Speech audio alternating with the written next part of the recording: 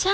Seal வச்சு அதுங்கள அசிங்கப்படுத்தணும், நடுத்தெருவுக்கு ஆக்கணும், என்னென்னமோ கனவு கண்டனே! ஒன்றும் நடக்காம போச்சே! அப்படின்னு இது சிந்தாமணியோட குரல், கூக்குரல், அழுகை குரல், ஓலக்குரல் அப்படின்னு சொல்லலாம். அந்த ஃபைனான்சர், "என்ன மேடம் இப்படி ஆயிடுச்சு? ச்சே!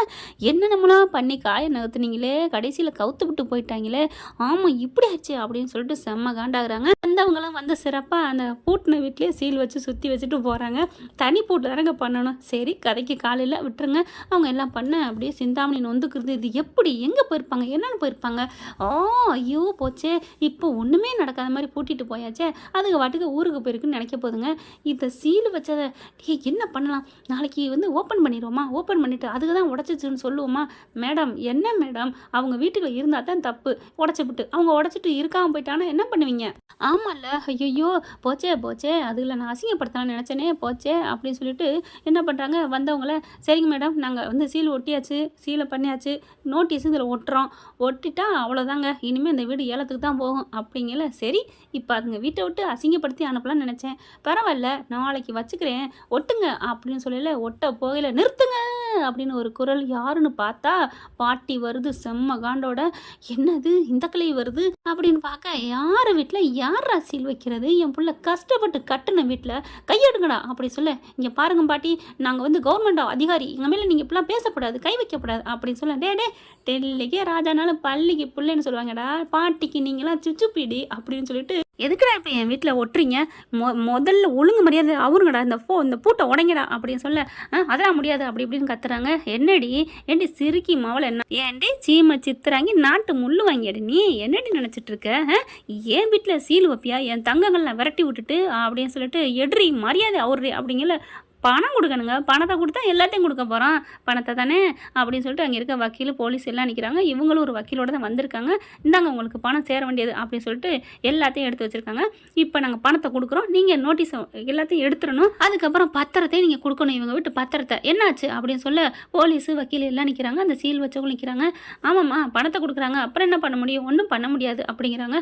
அதெல்லாம் முடியாது, இவங்க காசு இப்போ கொடுத்தா அதுக்கு என்ன பண்ணுறது? அதெல்லாம் முடியாது, நாங்கள் பத்திரத்தை கொடுக்க மாட்டோம் அப்படின்னு சொல்ல.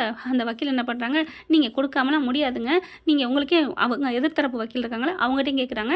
சார் இதெல்லாம் தப்பு, மரியாதை எல்லாத்தையும் எடுத்து சொல்லிடுங்க, உங்களுக்கே தெரியும்லா அப்படிங்கல. அந்த வக்கீல் என்ன பண்ணுறாங்க, ஆமாங்க பணம் கொடுக்குறாங்க, கொடுக்காம 10 வருஷம் 8 வருஷம் இழுத்தடிச்சா கோர்ட்டுக்கு போனாலும் தப்புன்னு சொல்லுவாங்க. இப்போ அவங்க கொடுத்த டயத்துக்கு கரெக்டாக கொடுக்குறாங்க.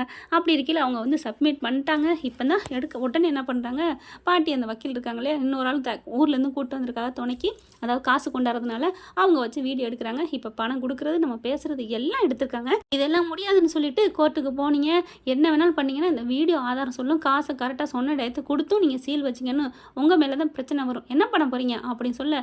அப்புறம் காசே இல்லாமல் பத்திரத்தை கொடுங்கன்னு கோர்ட்டில் தீர்ப்பு சொல்லிட்டா ஒன்றும் பண்ண முடியாது அப்படிங்கிற நடுநடிக்க போகுது சிந்தாமணி. வக்கீல்கிட்ட கேட்டு, என்னது இப்போ என்ன பண்ணுறது, வேறு ஒன்றும் இல்லை, கேஸை வாபஸ் வாங்குறேன்னு சொல்லிட்டு எல்லாத்தையும் கிழிச்சேரி சொல்லுங்கள். ஆனால் ஒட்டலை, அந்த பூட்டெல்லாம் எடுக்க சொல்லிடுறாங்க, எடுத்துடுறாங்க. என்னங்கம்மா நீங்கள் வேற அப்படின்னு சொல்லிட்டு திட்டிட்டு போயிடுறாங்க. பாட்டி பார்க்குது, யாருக்கிட்டடி இந்நேரம் என்கிட்ட மட்டும் அந்த ஊன்ற கோல் இருந்துச்சு, உன் கழுத்துக்களை விட்டு இழுத்துருப்பண்டி, என்னை சிரிக்கி மாலை அப்படின்னு சொல்லிட்டு சப்புன்னு 2 அறை கொடுக்குது. அதுக்குள்ள உங்கள் வீட்டுக்கு வாங்கடி, எல்லாரும் வாங்கன்னு எல்லாருக்கும் போனை போட்டு எல்லாரும் வீட்டுக்கு போங்க அப்படிங்கிறது. பாட்டி வாங்கன்னு கூட சொல்லலை, அதனால் எல்லாம் வந்து இறங்குறாங்க. கரெக்டாக இவங்க அந்த பாட்டி சிந்தாமணி அரைகிறத பார்த்துக்கிட்டு அப்படியே ஆடி போகிறாங்க எல்லாரும். என்னது பாட்டி, எப்போ பாட்டி வந்தீங்க, எப்போ டேய் இவ்வளோ அரைஞ்ச மாதிரி உங்களுக்கு அரையணும் அப்படின்னு சொல்லிட்டு அரைகிறாங்க. 2 அரை செல்லம்மா. மனோஜ் வந்துடுறாரு, ஒன்றே தான் சாத்தணும் அப்படின்னு சாத்துறாங்க. அதுக்கப்புறம் போலீஸ் என்ன பண்ணுறாங்க, சரிம்மா பணத்தை கொடுத்துட்டீங்கன்னா பத்திரத்தை கொடுங்கம்மா அப்படிங்கிறாங்க. பத்திரம் இப்போ கொடுக்க முடியாதா, உன் வீட்டில் தான் வச்சுருப்பேன், மரியாதை ஃபோன் பண்ணி பத்திரத்தை கொண்டாட சொல்லு அப்படிங்கிறாங்க.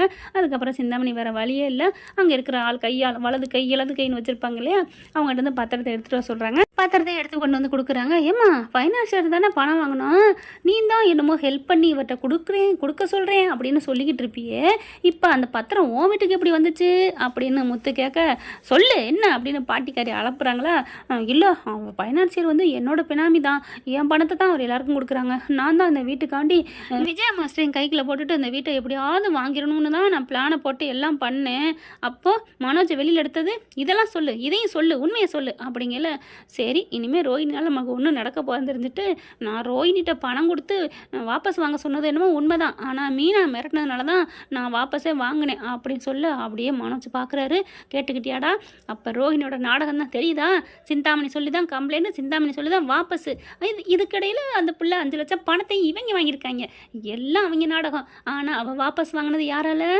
ஏன் பொண்டாட்டியால தெரியுதாடா அப்படி சொல்ல மனோஜ் என்ன பண்ணுறாரு, சே ரோஹினி மறுபடியும் என்னை ஏமாத்திட்டாலே, நீ இன்னும் கூமுட்டையாவே இருடா அப்படிங்கிறாங்க. அதுக்கப்புறம் பத்திரத்தோடு வந்துடுறாங்க. பணத்தையும் கொடுக்குறாங்க. பத்திரத்தை கொடுத்துட்டு தலையை தொங்க போட்டுட்டு அங்கேருந்து கிளம்புறாங்க. ஓடி போயிடுடி, வந்தேன்னுவே நில்லுடி அப்படின்னு சொல்லிட்டு நிற்க வச்சுட்டு அங்கே ஏதாவது சாணி சட்டி இருக்கான்னு பார்க்குறாங்க. சாணி எடுக்கிறாங்க. சட்டியை வச்சு கரைச்சி அப்படியே தலையில் ஊற்றி விட்றாங்க. இங்கே பாருங்க பாட்டி, இதெல்லாம் தப்பு, நான் கோர்ட்டுக்கு போவேன். எதுக்குடி என் வீட்டு வாசலை வந்து என்ன அசிங்கப்படுத்தினா நான் உன்னை சும்மா விடுவேனா? இது எங்கள் ஒரு பழக்கண்டி, நாங்கள் இப்படி தான் தண்டிக்க முடியும் அப்படின்னு சொல்லிட்டு பாட்டி அப்படியே தலையில் கரைச்சி ஊற்றுறாங்க. அப்படியே வலிச்சு எடுத்துக்கிட்டு போகுது.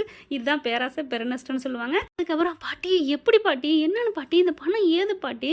உங்களுக்கே ஆச்சரியமா இருக்குன்னு எல்லாரும் சொல்ல அண்ணாமலை வராரு. ஏண்டா நீ பெத்த புள்ள கஷ்டப்படுறது அங்கே தாய்க்கு தெரியாமல் போகும் நினச்சியா? ஏன்டா அப்படி சொல்லலை?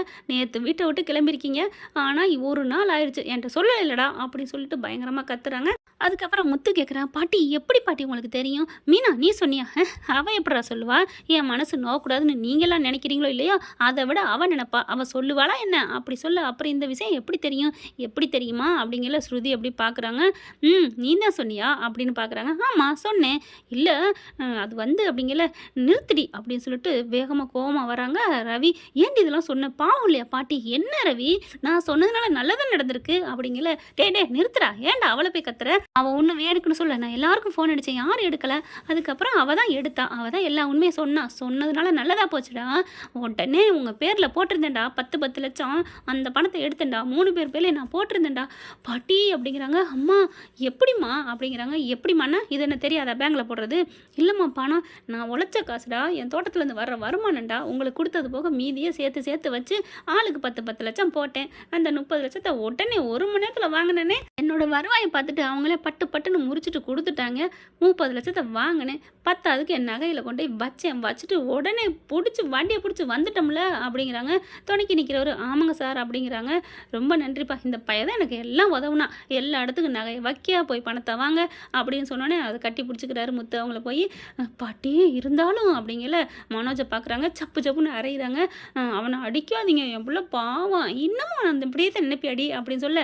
இப்போ நான் உன்னை வீட்டுக்குள்ளே விடணும்னா ஒன்று செய்யணும். என்ன செய்யணும்? உன் மயனை நறுக்கு 4 அடி அப்படின்னு சொல்கிறாங்களா.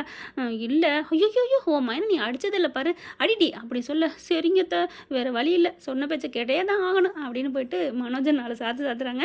என்ன ஃப்ரெண்ட், இப்படிலாம் போக வாய்ப்புகள் இருக்கா? பார்க்கலாம் என்ன நடக்க போகுதுன்னு. இப்படி போனால் எப்படி இருக்குன்னு கருத்தில் கமெண்ட்ஸில் சொல்லிடுங்க ஃப்ரெண்ட். தேங்க்யூ. இந்த வீடியோ உங்களுக்கு பிடிச்சிருந்தா தயவு செய்து லைக் பண்ணுங்க. இன்னும் அப்டேட்ஸ்க்காக சேனலை சப்ஸ்கிரைப் பண்ண மறக்காதீங்க. நம்ம கிட்ட இருக்க எல்லா சேனல்ஸோட லேட்டஸ்ட் வீடியோ அப்டேட்ஸ்க்காக மேல ரைட் சைடுல காட்டுற லிங்கை கிளிக் பண்ணி வாட்ஸ்அப் குரூப்ல ஜாயின் பண்ணுங்க. உங்களிடம் விடைபெறுவது நான் உங்கள் மெஹர்.